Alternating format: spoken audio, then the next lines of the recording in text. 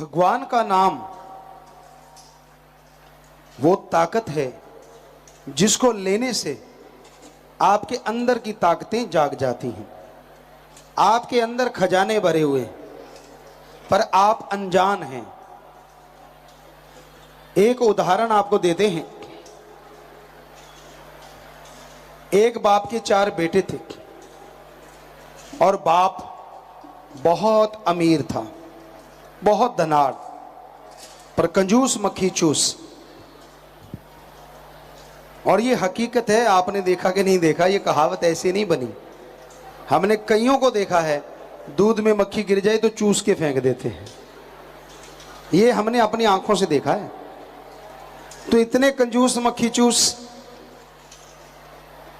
बहुत अशरफियां थी सोने की। उस समय सोना, गोल्ड, धन ज्यादा होता था।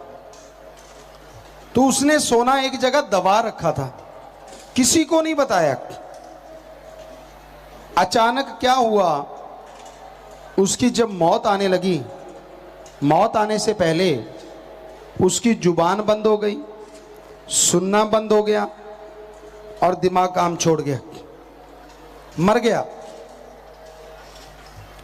अब चारों बच्चे कहने लगे भी हम तो कंगाल हैं, दिहाड़ी मजदूरी करने लग गए। कुछ देर बाद उनका पता पूछते पूछते एक आदमी आया। कहता फलां आदमी का घर कौन सा? कहते ये रहा। कहता है इतना गिरा हुआ घर, छोटा सा घर? कहते यही है जी, उनके 4 बच्चे हैं। कहता हाँ वो मुझे मालूम है। बच्चों को मिला, कहने लगा मैं आपके पिता का दोस्त हूं, मित्र हूं। आप तब छोटे छोटे थे जब मैं आपके घर आया था, पर आप नहीं समझते थे, बिल्कुल छोटे थे।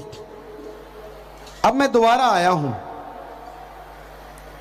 कहने लगे जी, कहने लगे आप दिहाड़ी क्यों करते हो बच्चों? कहने लगा कौन सा बाप जायदाद छोड़ के गया है, दिहाड़ी ही करनी है। कहने लगा हैं, आपके बाप के पास तो हजारों स्वर्ण मुद्राएं थी, लाखों हजारों।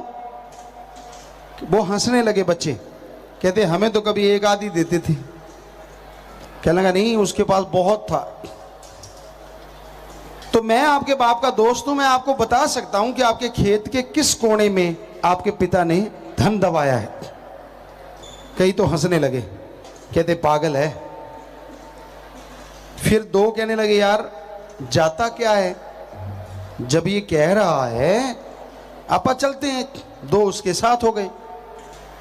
वो कहने लगा भी मुझे उसने ये निशानी बताई थी, वहां खेरड़ी है, वहां देखा तो खेरड़ी एक जगह कोने में है, खेत के बीचों बीच एक कोने में। तो उसने बता दिया कि मरबाबंदी में कोने में 1 बीघे के किले के वो था, खेरड़ी थी, जंड का पेड़। कहने लगे इसके नीचे और इतनी गहरी है, आपको अशरफियां मिल जाएंगी। वो बच्चे लगे खोदने पूरी मेहनत से। तो मिट्टी थोड़ी चेंज लगी। कहने लगे हाँ ये सही कह रहा है, सच्चा है भाई, सच्चा है। फिर और जोश आ गया। जब यकीन आ जाए तो जोश आ जाता है। बड़ा जोश आया और बड़ा तेजी से उन्होंने खुदाई शुरू की। और कुछ देर में ही वो लोहे के ट्रंक नजर आने लगे, 1 2 3 ऐसे। उन्होंने बड़ा यकीन दृढ़ हो गया। जैसे ट्रंक खोला तो उसमें स्वर्ण मुद्राएं ढेर लगा हुआ। वो दंग रह गए और अपने बाप के दोस्त का शुक्रिया करने लगे, धन्यवाद करने लगे कि वाह वाह मालिक के भेजे हुए बंदे, तूने हमें मुक्ति दिला दी दिहाड़ी मजदूरी से, कंगालपन हमारा दूर हो गया। बाकी 2 थे वो वही मजदूरी करते रहे। उसी तरह संत पीर फकीर इस दुनिया में आते हैं। वो कहते हैं हम तेरे बाप यानी अल्लाह वाहिगुरु राम के जानकार हैं। अरे तू छोटी छोटी बातों के लिए कभी फांसी ले लूं, कभी मर जाऊं, कभी टेंशन ले लूं, कभी सिर फाड़ दूं, कभी खुद का फाड़ दूं, कभी पीटता है, कभी रोता है, कभी मरता है, कभी जागता है। हम आए हैं तुझे बताने कि तेरे बाप ने, अल्लाह वाहिगुरु राम ने तेरे अंदर हीरे लाल मोती जवाहरात भर रखे हैं, तेरे अंदर अमृत आबो हयात भर रखा है, हरी रस भर रखा है। सारे यकीन नहीं करते, आज भी बैठे होंगे दो चार जो नहीं मानते, पर यकीन करने वालों ने यकीन करते हैं संतों के ऊपर कि चलो यार ये कौन सा टैक्स लेता है, मान के देख लेते हैं। और संत कहते कर खुदाई अपने जिस्म की, खुदाई फावड़े से नहीं, जीबा के द्वारा राम नाम सीख, कि राम नाम ले ले और जीबा से दोहराता या जैसे जैसे तू दोहराता जाएगा, तेरे बाप अल्लाह वाहिगुरु ने, राम ने तेरे अंदर जो खजाना भरा है उसकी जगह ये है, ये जगह, ये स्थान है। यहां पहुंचेगा भक्ति के द्वारा, शरीर को खोदते खोदते राम नाम से यहां तुझे खजाना मिलेगा। कई शुरू हो जाते हैं, यार हर्ज क्या है, फकीर ने बताया है, शुरू होते हैं तो फिर मिट्टी बदलाव यानी जीवन में बदलाव आने लगता है, बिगड़े काम बनने लगते हैं, घर में खुशियां आती हैं, बीमारियां दूर होने लगती हैं और जोश आ जाता है, यार सच कह रहा होगा ये फकीर। और जैसे फिर यहां पहुंचते हैं तो फिर बिना वजह के गम दुख दर्द चिंताएं जड़ से खत्म हो जाते हैं, और जिस प्रॉब्लम की वजह से टेंशन होती है उसका सॉल्यूशन, समस्या का हल अंदर से मिलना शुरू हो जाता है, समस्याएं दूर हो जाती हैं और रूहानी मंडलों पे चढ़ाई होती है, मालिक के नूरी स्वरूप के दर्शन हो जाते हैं। फकीरों का काम तो बताना है, हाथ जोड़ के, हुक्म नहीं देते, वो तो बताते हैं। मान लो भाई तेरे भले की कहूं, परमात्मा अंदर है, हरि रस अमृत आबो हयात अंदर है। अगर भक्ति करोगे, इबादत करोगे तो उसे देख पाओगे और अंदर बाहर की खुशियों से माला माल हो जाओगे। अब जो मानते हैं वो खुशियां ले लेते हैं, कई अड़ियल टट्टू होते हैं, बुरा ना मानना भाई, ये एक कहावत है, अड़ियल टट्टू। तो वो नहीं मानते, भगवान होता ही नहीं। अब उल्लू कहता है सूरज होता ही नहीं, आप मान लो कि सूरज नहीं होता, नहीं मानते ना। आपको पता है सूरज है, फिर उल्लू क्यों कहता है सूरज नहीं है? क्योंकि उसके आंखें नहीं हैं जो सूरज को देख सके।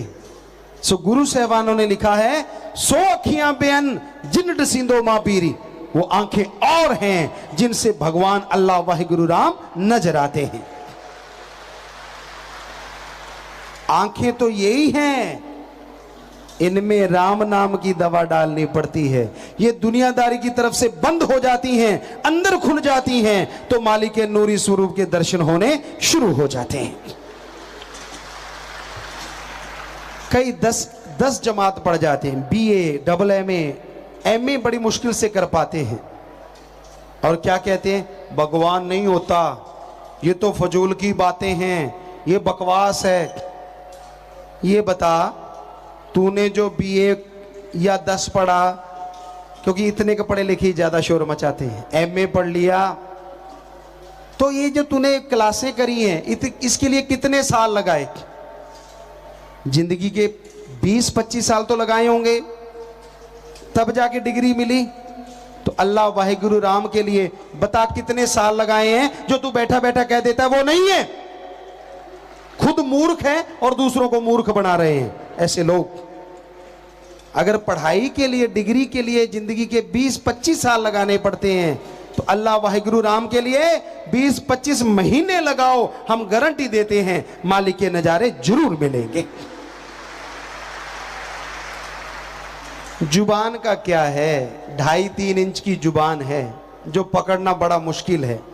आदमी को पकड़ सकते हैं, इधर मत जा, पर इसका क्या है, पता नहीं क्या बोल दे।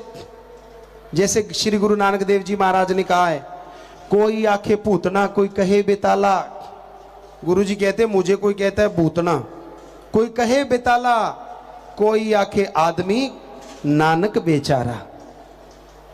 कि कोई मुझे भूत कहता है, कोई बेताल कहता है, क्योंकि जुबान है, जो मर्जी कहे।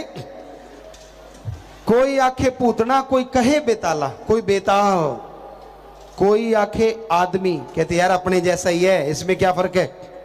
पर गुरु जी क्या कहते हैं, मैं तो परम पिता परमात्मा का एक बेचारा सा दास हूं जो आपको बताने आऊं। मेरे में कोई गुमान नहीं है, कोई बड़ाई नहीं है, कोई अहंकार नहीं है। भक्तों, आदमी जब जब गुरु के वचन काटता है, होशियार तो बहुत बनते हैं आज के लोग, बड़े चालबाज, करी कराई भक्ति मालिक कमी नहीं छोड़ता। अगर किसी ने सेवा की हो, सच्चे दिल से भक्ति की हो, उसे वो नियामतें बख्शता है जिसकी उसके कर्मों में कहीं लिखा नहीं होता कि इसके बच्चा भी होगा, इसको पैसे भी मिलेंगे, ये साइकिल पे भी चढ़ेगा। पर वो राम जब देने पे आता है तो जहाजों पे चढ़ा देता है। ये अजमाई बातें हैं, हमने अपनी आंखों से महसूस की, देखी लोगों की, करोड़ों की, पर भूल जाते हैं अपने सतगुरु को और यारी डाल लेते हैं निंदक बुरे कर्म करने वालों से। बुरे कर्म करने शुरू करते हैं तो वो देता है, वैसे ले भी लेता है, उसे देर नहीं लगती। हाथ यूं है तो सब कुछ है, और यूं कर लिया तो परेशानियां, टेंशन, मुश्किलें, उस परमात्मा की तरफ से हाथ हट जाता है। अपने कर्मों का फल इंसान भोगना शुरू कर लेता है। इसलिए फन्ने खाही चतर चलाकियां, पंजाबी में एक दोहा है, वो कहते मुंह आया गल न रहिंदी है, सो कह के छोड़ेंगे चाहे बुरा मान जाना। ऐडा भोला खसम नहीं जेड़ा मगर चलित्र ना जाने। ये अल्लाह, ये वाहिगुरु, ये राम, गुरुओं ने इसको खसम कहा है। वैसे आजकल बुरा ना मानना भाई, सारे खसम बने बैठे हैं। शादी हो जाती है तो खसम ही हो गया, पर 100 में से 99 खसमों के छितर परेड होती रहती है। गुरुओं ने किसको खसम कहा? जो हर दिल को खस्ता कर दे, हर दिल को खस्ता कर दे। ऐडा भोला खसम नहीं जेड़ा मकर चलित्र ना जाने। वो ਇਹਦੇ घर विच ओहियो बस सकदी जेड़ी सारी चतराइयां भुल जावे। अल्लाह वाहिगुरु को वही पा सकते हैं जो दीनता नम्रता के द्वारा काम वासना, क्रोध, लोभ, मोह, अहंकार, मन माया के जालों से आजाद हो जाते हैं, सब चतुराइयां छोड़ देते हैं और परम पिता परमात्मा पे अपना सब कुछ त्याग करके छोड़ देते हैं। तो भाई मंज की तरह उसका नाम दोनों जहान में अमर हो जाता है। चतर चलाकियों से नहीं काम चलता, एक टांग इधर, एक टांग उधर, एक टांग इधर। ऐडा भोला खसम नहीं, वो सब जानता है। जिसने आपको बनाया है उसको बुद्धू आप नहीं बना सकते, ये हमेशा याद रखना। परमात्मा वो है जिसने सबको बनाया है। परमात्मा वो नहीं है जिसको आप घड़के बना दो या ऐसे करके बना दो। वो तो सबके अंदर रहता है, कण कण में, जर्रे जर्रे में रहता है।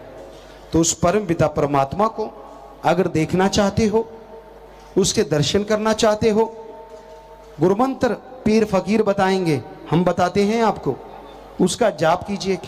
अगर जाप नहीं करेंगे तो कुछ नहीं मिलेगा। आपके सामने घी, दूध, बादाम, ताकत वाली चीजें रख दें और आप माथा टेकते रहो सुबह शाम, तो क्या ताकत आ जाएगी? नहीं आएगी। माथा टेकने की जरूरत नहीं, उठा के खा लो तो ताकत आ जाएगी। उसी तरह अल्लाह वाहिगुरु का नाम अगर जाप करोगे तो मालिक के नजारे मिलने शुरू होंगे। सत्कार करना हमारा फर्ज है। सिर झुकाओ उन संत पीर पैगंबरों के पवित्र वाणी को, गुरुवाणी को, पवित्र ग्रंथों को, क्योंकि संतों ने राजपाट के लिए वो ग्रंथ नहीं लिखे, उन्होंने लिखे कि आने वाली पीढ़ियां सुख भोग सके, सारी सृष्टि का भला हो, इसलिए उन्होंने पवित्र ग्रंथों की रचना करी। तो सत्कार करना जरूरी है, लेकिन सिर्फ सत्कार करने से बात नहीं बनेगी जब तक उनके वचनों पे अमल नहीं करोगे। सारे धर्मों में नशा मना है। आप में से कोई आदमी है जिसके साथ धर्म का नाम ना हो, सरनेम? कोई बैठा है यहां? सिर्फ आदमी, कोई नहीं है।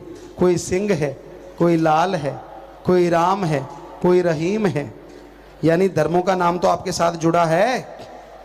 तो फिर बताओ, नशे जो करते हो किस धर्म में लिखा है कि नशे करा करो? हमें लिखा के दिखाओ। जिसका आप निशानियां पहनते हो, जिसकी शक्लो सूरत धर्मों की आपने बना रखी है, सारे धर्म कहते हैं नशा करना, खाना पीना बहुत बड़ा गुनाह है, और सभी के गांव में, शहरों में ठेके खुले हुए हैं। बताइए आपका कौन सा धर्म है? तो हकीकत यही है, कलयुग में कर्म धर्म नहीं कोय, कलु का जन्म चंडाल के होए। कि ऐसा टाइम आएगा लोग धर्मों का नकाब पहनेंगे और काम करेंगे अधर्म के, धर्म के परकच्चे उड़ाएंगे। आज वो साक्षात नजर आ रहा है। सभी लोग एक जैसे नहीं हैं, बहुत मानने वाले भी हैं, पर बहुत परकच्चे उड़ाते हैं, सिर्फ दिखावा मात्र है। तो भाई सुमरन कीजिए, सबका भला कीजिए, कभी किसी को बुरा ना कहो, सबका भला मांगो, भला करो, मालिक आपका भला जरूर करेंगे जी। 84 लाख जोनियों में जितनी भी जोनियां हैं सब की सब गुलाम हैं। सिर्फ एक जोनी को छोड़ के बाकी सब अपने किए कर्मों का फल भोगती हैं, या काल चक्कर में फंस के काल के भयानक कर्मों को भोगती रहती हैं। एकमात्र जोनी ऐसी है जो काल के जाल को तोड़ सकती है, वो जोनी प्रभु ने, अल्लाह वाहिगुरु राम ने खुद बनवाई, और वो जोनी है मनुष्य की जून, मानस की जून। कहते हैं जब सारी जोनियां बन गई तो रूहें वापस नहीं आई, मस्त हो गई। फिर काल ने वचन ले लिया कि जैसे ये मस्त हैं ऐसे ही रहें। तो मालिक की आवाज को ना सुना, तो मालिक ने देखा, वचन तो दे दिए कि अब तो ये आत्माएं कभी काल के भंवर से आजाद होंगी ही नहीं, हमेशा के लिए फंस गई। तो परमपिता परमात्मा ने काल से फिर मनुष्य शरीर बनाया। सारे देवी देवताओं ने इस शरीर को सजदा किया। उन देवी देवताओं ने भगवान से पूछा कि हम इसको सजदा क्यों करें, ये भी तो शरीर है, बाकी भी शरीर हैं। तो भगवान ने, अल्लाह राम ने तब कहा कि इस शरीर में जो भी आत्मा मृत्युलोक में मेरी भक्ति इबादत करेगी, मेरा नाम जपेगी, उसे मैं मृत्युलोक में दर्श दीदार जरूर दूंगा, और उस आत्मा को आवागमन से आजाद करवा दूंगा। बाकी की जोनियां सब की सब गुलाम, किसी को अधिकार नहीं कि वो राम का नाम ले सके, उस ओंकार की भक्ति इबादत कर सके। सिर्फ मनुष्य जोनी को मालिक ने यह अधिकार दे दिया। तो ये अधिकार मिल गए, सब देवी देवताओं ने सजदा नमस्कार किया। और इस बारे में कबीर साहब जी की वाणी भी पुष्टि करती है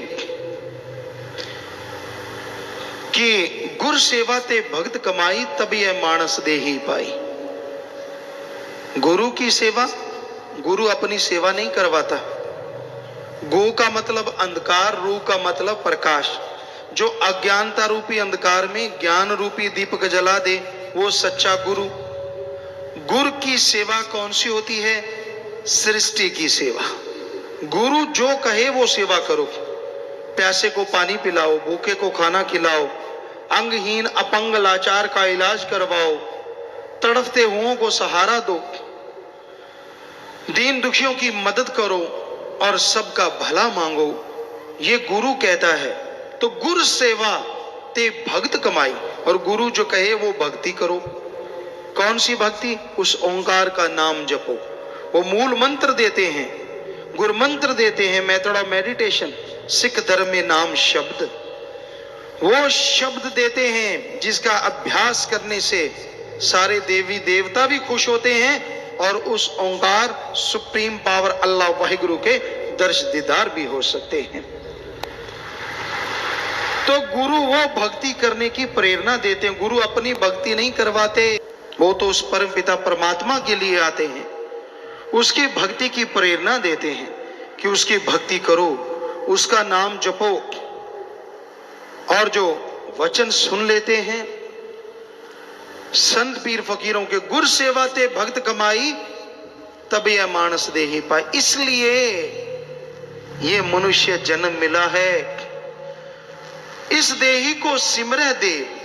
इस शरीर के लिए देवी देवता सुमरन करते हैं, क्योंकि उनको भी पता है आवागमन से अगर मुक्ति हो सकती है तो मनुष्य के शरीर में आके, चाहे कोई देवी देवता बना फिरता रहे, आवागमन से मोक्ष मुक्ति सिर्फ मनुष्य के शरीर में संभव है। ये धर्मों में, रूहानियत में बताया गया है। तो इस देही को सिमरह देव, सो देही बजहर की से, भजो गोविंद भूल मत जाहो, मानस जन्म का ही लाहो। भाई, इस शरीर के लिए देवी देव सुमरन करते हैं, भक्ति करते हैं, इबादत करते हैं कि हे परमात्मा हमें भी मनुष्य शरीर दे। और हे मनुष्य, तू उनको जाप करता है कि तू आके मेरे काज सवार। वो कहते हमें मनुष्य शरीर मिले। वो तो सुमरन करते हैं, तुझे तो ये शरीर मिल गया है, तो इसमें उस मालिक का नाम जपो। भजो गोविंद भूल मत जाहो। गोविंद जो दोनों जहां का मालिक है, वो ओंकार, एक ओंकार, वो अल्लाह का नूरे जलाल, वो सुप्रीम पावर, उसका नाम जपो, भूलो नहीं। वही मुक्ति का दाता है। भजो गोविंद भूल मत जाहो, मानस जन्म का यही लाहो। मनुष्य शरीर का सबसे बड़ा लाभ यही है कि जीते जी गम, चिंता, टेंशन, परेशानी, बीमारियों से आजादी मिल जाए और मरणोपरांत जन्म मरण से मुक्ति मिल जाए। तो ये मालिक के नाम के द्वारा संभव है। ना पैसे से, ना दिखावे से, ना ढोंग पखंड करने से, ना किसी और तरीके से मालिक खुश होता है। जब तक दिल का शीशा साफ नहीं होता, उसकी तस्वीर प्रकट नहीं होती, चाहे जितना मर्जी जोर लगा लो। लोग वाह वाह कहेंगे, वाह जी वाह, वाह जी वाह, लेकिन लोगों की मान बढ़ाई सारी एक तरफ और अल्लाह वाहिगुरु राम एक तरफ। वो इन चीजों में नहीं मिलता। उसको पाने के लिए दिलो दिमाग में से बुराइयां साफ करनी होंगी, अपनी खुदी को मिटाना होगा। चाखा चाहे प्रेम रस, राखा चाहे मान, एक म्यान में दो खड़ग, देखा सुना न कान। चाखा चाहे प्रेम रस, मालिक के प्यार को पाना चाहता है, और दूसरी तरफ मान बड़ाई वावा का भूखा है। दोनों चीजें एक म्यान में नहीं रहती। जैसे एक म्यान में दो तलवार, कबीर जी कहते ना तो देखा ना सुना, उसी तरह एक शरीर में झूठी मान बढ़ाई और अल्लाह वाहिगुरु राम का प्यार इकट्ठे नहीं रहते। यहां मालिक का प्यार है, वहां अहंकार नहीं, और यहां अहंकार है, वो थोथा चना बाजे घना, वो खाली है। उसके अंदर मालिक का प्यार नहीं, वो कोरा ज्ञान सुनाने वाला है। क्योंकि जिनका हृदय साफ है, जिनके अंदर अहंकार नहीं, खुदी नहीं, उनके अंदर खुदा बसता है। यहां खुदी है, वहां से खुदा कोसों किलोमीटर दूर चला जाता है, सैकड़े किलोमीटर दूर चला जाता है। इसलिए अपने आप को पवित्र बनाओ, मालिक का नाम जपो, उसकी भक्ति इबादत करो। उसके नाम में यह शक्ति समाई है कि आपके अंदर के कचरे को साफ कर दे। जैसे जमींदार भाई हैं, कपास, नरमा, जो भी फसल बोते हैं, अगर सही टाइम पे संभाल करें तो फसल फलती फूलती है। सही पानी हो, खाद, स्प्रे जो भी आप देते हैं, पर उसमें एक चीज और भी जरूरी है, उसमें से घास फूस निकालना भी जरूरी है। जिस जमींदार के खेत में घास फूस ज्यादा बढ़ जाता है और वो आलस करता है, आज नहीं यार कल निकालेंगे, कल नहीं यार परसों निकालेंगे, उसको ये नहीं मालूम कि जो ताकत तेरी नरमे के पौधों ने, कपास के पौधों ने लेनी है, वो तो घास फूस खींचते जा रहे हैं। कहां से फसल फलेगी, कहां से हरा गहरा हरा रंग आएगा, वो तो बेचारे पीले कुमला जाएंगे। अगर कोई सही टाइम पे घास फूस निकालता है और सही टाइम पे फसल की कीड़ों से बीमारियों से रोकथाम करता है तो फसल भी कई गुना वफा करती है। उसी तरह आपके शरीर को भी जरूरत है अंदर से घास फूस निकालने की। आपके शरीर में काम वासना, क्रोध, लोभ, मोह, अहंकार, मन माया रूपी घास फूस बढ़ता ही जा रहा है। ये बीमारियां आपकी आत्मा को चारों तरफ से घेरे बैठी हैं। आलस ना करो यार, कल करूंगा, परसों करूंगा। आपकी आत्मा को निचोड़ के रख देंगी ये बीमारियां। इसलिए संभाल करनी है। अंदर का ये घास फूस बीमारियां निकालने के लिए एकमात्र स्प्रे, एकमात्र उपाय राम नाम की दवा का छिड़काव है। जीभा से राम नाम जपो, ख्यालों से राम नाम जपो, ये सारी बीमारियां खत्म हो जाएंगी और आपकी आत्मा महक उठेगी और मालिक के दर्श दीदार से अंदर बाहर से माला माल होते जाओगे। समय पे संभाल जरूरी है। जब समय चला जाता है पीछे पश्चाताप करने से कुछ हासिल नहीं होता। आयु बीती जात है हरि से क्यों ना हेत। समय बीत रहा है, जो सेकंड, जो मिनट, जो घंटा, दिन, महीना, साल आपकी जिंदगी का गुजर गया, समझो आप छोटे हो गए, आप मौत के और नजदीक हो गए। तो ये समय गुजर रहा है पर आप मालिक से प्रीत करना ही नहीं चाहते। रसों कसों में फंसे हुए हो, कोई काम वासना में।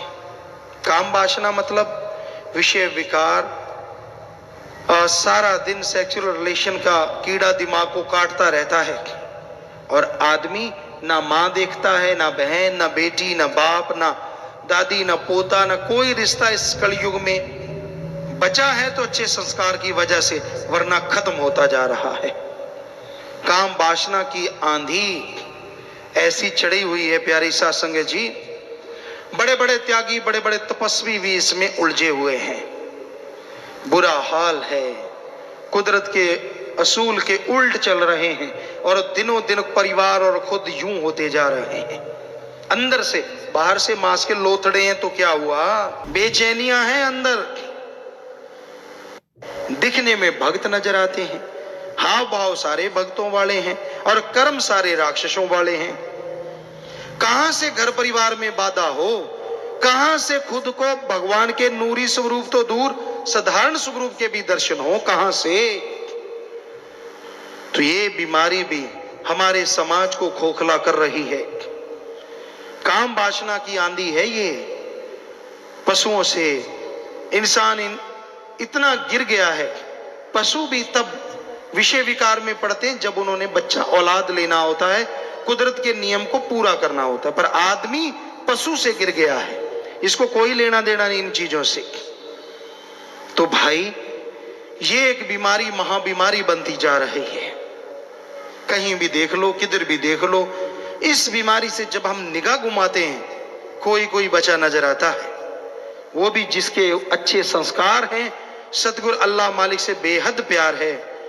अदरवाइज का कमरा बंद कर करके सतगुरु के वचनों की धज्जियां उड़ाते हुए ऐसे कर्म करते नजर आते हैं और पल पल उनको भोगना होगा।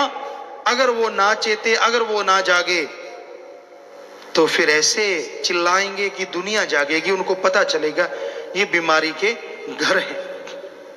तो भाई ये चल रहा है। दूसरा मीडिया, इंटरनेट वगैरह है, और लगाया तो वो गया अच्छे के लिए, बच्चों की अच्छी शिक्षा हो, अच्छी पढ़ाई हो, बच्चे उससे नॉलेज लें, बहुत अच्छी बात है, कोई उसमें गलत नहीं है ये चीजें। अगर ये तो स्वस्थ है, बच्चे तो बेचारे ये स्वस्थता उठा रहे हैं, लेकिन उनके जो हेड हैं वो इससे दुरुपयोग में लगे हुए हैं। दिन रात गलत कार्य उसको लगा हुआ है, उसमें सब कुछ गलत चलता है, बुरा चलता है, और उसको देख देख के दिन रात बुराइयों में डूबे हैं। दिन रात अपनी बेड़ी पे बट्टे नहीं डाल रहे, अपनी बेड़ी को फाड़ रहे हैं कि जल्दी से डूब जाए, ज्यादा टाइम क्यों लग रहा है। ये भी एक बीमारी है जो फैलती जा रही है, बढ़ती जा रही है, जो आदमी के दिमाग को मालिक की तरफ नहीं लगने देती बल्कि गलत तरफ। और फिर जब कर्मों की मार पड़ती है फिर चिल्लाते हैं ऐसा क्यों हो रहा है। क्या बताएं, किस किस को कहें। हमाम में सब नंगे हैं। हमाम कहते हैं स्नान घर को, और उसमें कोई कपड़े पाके तो नहाता नहीं। एक आधा कोई बुद्धू होगा जो कपड़े समेत नहा लेता होगा, वरना तो कपड़े उतारने ही पड़ते हैं। तो हमाम में सब नंगे हैं, समझदार को इशारा काफी है। काम वासना से कोई बिरला ही बचा है, सब डंगे हुए हैं। सुमरण करे, मालिक पे दृढ़ विश्वास रखे तो बचाव हो जाए तो हो जाए भाई, वरना तो हम उस मालिक और सतगुरु के अलावा मानते नहीं कोई इससे बच जाए। बुरा हाल है समाज का। फिर है क्रोध। क्रोध कहते थे फलां का गुस्सा नाक पे है, पर आज तो गुस्सा मुंह पे ही आ गया। इतना दूर भी नहीं है, सीधा ही है। किसी को छेड़ के देखो सीधा करंट मारता है। किसी को कुछ कहा ना हो तो भी आ बैल मुझे मार। भाई तू कौन, मैं खाम खा। तुझे कुछ कहा नहीं कहा, तुझे बुरा बोला नहीं बोला, पर लोग इसलिए जलते हैं तूने अच्छा क्यों बोला। आग लगी पड़ी है, आग। किसी धर्म में बता दो निंदा करो, किसी को बुरा कहो लिखा हो तो हम सत्संग करना छोड़ देंगे। और बताओ क्या कहें। बड़े बड़े धर्म के नुमाइंदे आए हमारे सामने, हम पूछते हैं उनसे किसने सिखाया है आपको किसी की निंदा करनी, किसी को बुरा कहना। कहां, किस ग्रंथ में लिखा है। बनते फिरते हैं धर्म के ठेकेदार नुमाइंदे। अपने आप को सुधार लो, इतना ही काफी है। आज समाज में इतना बुरा हाल है। दूसरों की बुराइयां बिना वजह, अरे मालिक की तलवार ऐसी गिरेगी वो चल जाएगी, पीछे आवाज ही आवाज छोड़ जाएगी। डरो उसकी तलवार से। कोई अच्छा करता है, अच्छा बोलता है, अच्छा कहता है, अच्छे कर्म करवाता है, आपको चिलूने क्यों लड़ते हैं। क्या बीमारी है आपको। कर्म अच्छे करने तो खुद करो, दूसरे को करने से मत रोको। ये कलयुग, ये घड़ा पापों से भरता जा रहा है, खास करके ऐसे लोगों का ही जो दूसरों की निंदा करते हैं, क्योंकि किसी धर्म में लिखा ही नहीं है। गुरु सहवानों के पवित्र गुरबाणी में तो, क्योंकि हमने पढ़ी है पूरी की पूरी, बहुत बार पढ़ी है, इतने पेज भरे हैं पर निंदा के पाप के कि पढ़ पढ़ के आदमी सोचे यार इसको पढ़ के निंदा कर ही नहीं सकता आदमी। पढ़ के देखो, निंदा भली किसी की नाही, मनमुख मुग्ध करन, मुंह काले तिन निंदका, नरके को और पवन। मनमुख वो गुरु का तो है ही नहीं। गुरु सहवानों की वाणी कह रही है उसके ऊपर गुरु की तो कोई कृपा है ही नहीं जो निंदा करता है। मनमुख है वो, मनमुख। मुग्ध महामूर्ख है। मुग्ध का मतलब मूर्ख, महामूर्ख। मनमुख मुग्ध करन, मुंह काले तिन निंदका, नरके को और पवन। या तो कह दो गुरुओं की वाणी झूठी है, जो कि हो नहीं सकता, क्योंकि उनका तो एक एक अक्षर सच था, सच है और सच ही रहेगा। तो फिर क्यों यहां भी नरक पैदा कर रहे हो और आगे भी नरक पैदा कर रहे हो।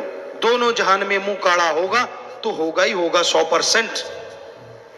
सिर्फ क्रोध में आके, सिर्फ किसी की कठपुतली बनके, किसी की उंगलियों के इशारे पे नाचने वाले दूसरों की निंदा किया करते हैं। खुद का दिमाग काम में नहीं करते, पशु बनके। जब और हमने ऋषि मुनि हिंदू धर्म में पढ़ा, हर धर्म में पढ़ा, हर धर्म में मना है पर निंदा महापाप, पर निंदा महापाप, पर निंदा महापाप। तो किसी का बुरा नहीं कहना चाहिए प्यारी सा संगजियो। अपनी अंदर की बुराइयां साफ करनी चाहिए। अंदर की बुराइयां साफ करने में टाइम लगा दो, वही बड़ी बात है। किसी की बुराइयां गाते हो, वो बुराइयां आपके अंदर आ जाती हैं। इसलिए किसी दूसरे को देख के जला भुना ना करो, ऐसे क्रोध ना किया करो। फिर है लोभ लालच। ये लोभ लालच ही तो सब कुछ करवाता है। लोभ है सर्व पाप का बाप। यहां लोभ लालच आ गया, बाकी के पाप अपने आप जुड़ते चले जाते हैं, अपने आप बनते चले जाते हैं।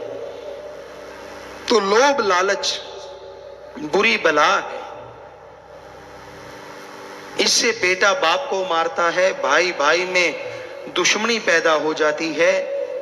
वो भाई जिनकी रगों में एक जैसा खून, एक ही मां बाप का साया, एक दूसरे के लिए छोटे होते जान कुर्बान करने को तैयार, जैसे माया रानी आई, जैसे लोभ लालच ने अपना जाल फैलाया, पल में भूल गए कि कैसा भाई और कैसा नाता, एक दूसरे के खून के प्यासे हो गए। तो ऐसा है ये लोभ लालच। और ये लोभ लालच ही निंदा करवा रहा है। लोग बिक रहे हैं, बिकाऊ माल। कैसी मां बाप की औलाद, लानत ऐसी जननी पे जिसने ऐसी औलाद को जना, और लानत उन पे जो अपने दिमाग का इस्तेमाल नहीं करते। चंद नोटों के लिए आदमी आदमी को मार देता है। हमने आपको बात सुनाई, पहले भी कई बार सुनाई है, कि गांव के मुखिया थे। सच्ची बात है ये 100%। गांव के मुखिया, जिसे सरपंच कहें, प्रधान कहें, पुराने टाइम की बात है, काफी पहले की। तो अच्छा पैसा था, गुंडागर्दी बढ़ने लगी। वो बेचारा बड़ा नेक, बड़ा समझदार था। तो लेकिन लोग जलने वाले बहुत होते हैं। तो वो फसल बेचने गया, गुंडागर्दी करने वाले नशेड़ी लोगों ने प्लान बना लिया कि जब ये वापिस आएगा तो इससे पैसे छीन लेंगे। अब नशा करने लगे, नशा करते रहे। जब तक वो आया, उसने क्या किया, तो अपना एक थैला ले लिया सरपंच प्रधान ने। पैदल रास्ता था 4-5 किलोमीटर। वो उतरा और पैदल चल पड़ा। थोड़ा सा शाम हो आई तो वो रास्ते में गुंडे लोग बैठे ही थे। लेकिन उस आदमी को, सरपंच को, मजाक करने की आदत थी। कहते हैं ना, हद से ज्यादा कोई चीज अच्छी नहीं होती। ना ज्यादा धूप, ना ज्यादा मेघला, ना बरसात अच्छी ज्यादा, ना धूप ज्यादा अच्छी। मौसम बढ़िया रहे तो अच्छा है। कोई भी चीज ज्यादा अच्छी नहीं। तो वो मजाक बहुत करता था, ये उसकी सबसे बड़ी कमी थी।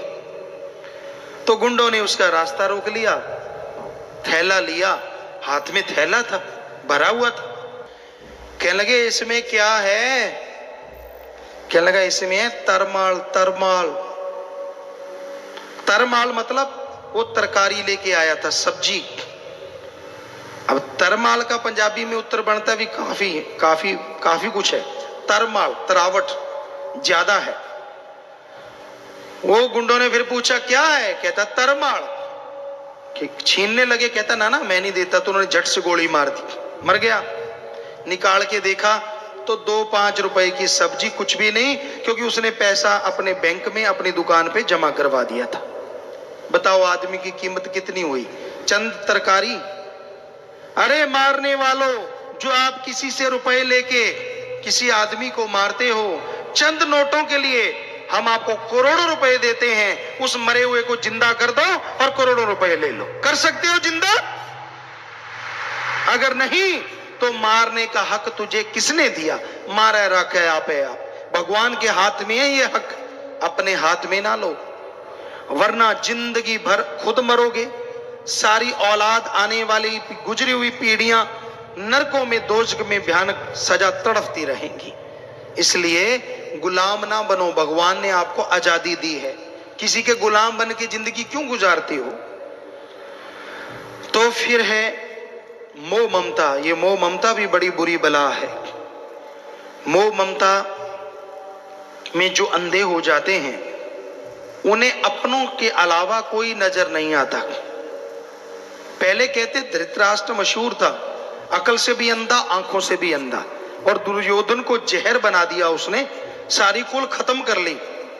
आज कोई धृतराष्ट्र दिखता नहीं, क्योंकि आज ये देखने वाली बात है धृतराष्ट्र कौन नहीं है। सारे ही धृतराष्ट्र बने हुए हैं। कोई मालिक का प्यारा ही बचा है। हर किसी को अपनी औलाद, हर किसी को अपना परिवार, दूसरा तो कोई नजर ही नहीं आता। महा बीमारी लगी हुई है मोह ममता की। बच्चों के लिए कमाना, पैसा बनाना, इकट्ठा करना, ये कोई गलत कार्य नहीं है, ये तो आपका फर्ज है, कर्तव्य है। पर धर्मों में लिखा, हिंदू धर्म में कड़ा परिश्रम करके खाओ, सिख धर्म में दसा नौआंदी किरत करो, इस्लाम धर्म में हक हलाल की रोजी रोटी खाओ, इंग्लिश फकीर हार्ड वर्क करके खाओ, जितना मर्जी कमाओ, पर किसी के मुंह का निवाला छीन के खाओगे तो वो हरी रस अमृत नहीं, जहर का काम करेगा, धीमे जहर का। ठगी, बेईमानी, भ्रष्टाचार, दूसरे का हक मार के खाना, ये मोह ममता के भी कारण लोग कर रहे हैं, अपनों के लिए बनाने के लिए। तो ये गलत है, महापाप है।